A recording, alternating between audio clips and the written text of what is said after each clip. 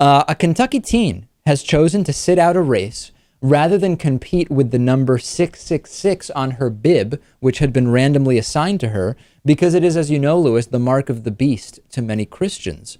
A Southeast Kentucky teen, according to Raw Story, refused to run in a regional cross-country race after officials declined to give her a different number. Okay, this is Cody Thacker. She said she was assigned bib number 666.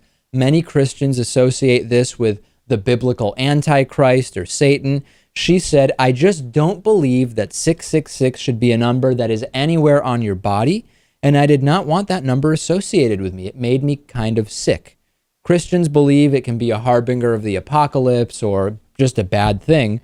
There is this, there's actually a name for the extreme fear of the number 666. It's called hexacosioehexaconta I don't know if I got that right.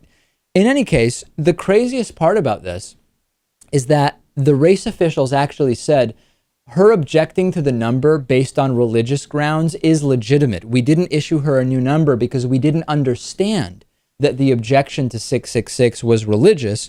We actually have made other adjustments to uniform code based on religious issues. We just didn't know that that's what the issue was. How far does this go? I don't want to belittle the girl, right? It's not really her fault that she believes she might go to hell if she races with bib number 666. It's probably been taught to her at some point, okay? But how far does this go? If you go to the local Mexican food place, a lot of taco joints, Lewis, when you make an order, they say your order number 242, your order number 450. What if you were order number 666? Do you ask for a different order number? Do you just not pick up the food? Do you leave? Like, how far does this really go? I don't know. Are phobias by definition irrational? I don't know. This one's pretty odd and pretty rare. But hey, we all have our quirks, right? Yeah, and the other thing is, how far would the race commission go in accommodating people? For example, if you say, listen, this is a purely religious objection. I can't race against Jews or Muslims.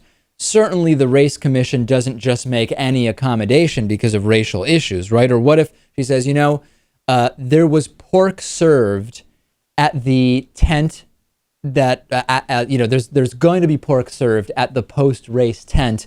We can't have that because I won't race if we have that because I'm Jewish and I don't eat pork.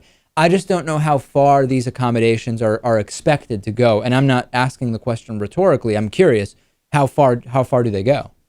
I imagine not very far. It's really up to the people holding the race, and changing the number on a shirt is probably no big deal for them. But I doubt they're going to inconvenience themselves for something like what you mentioned. All right, we're going to take a break. Yesterday on the show, I misspoke. I know it doesn't happen that often, only about every show.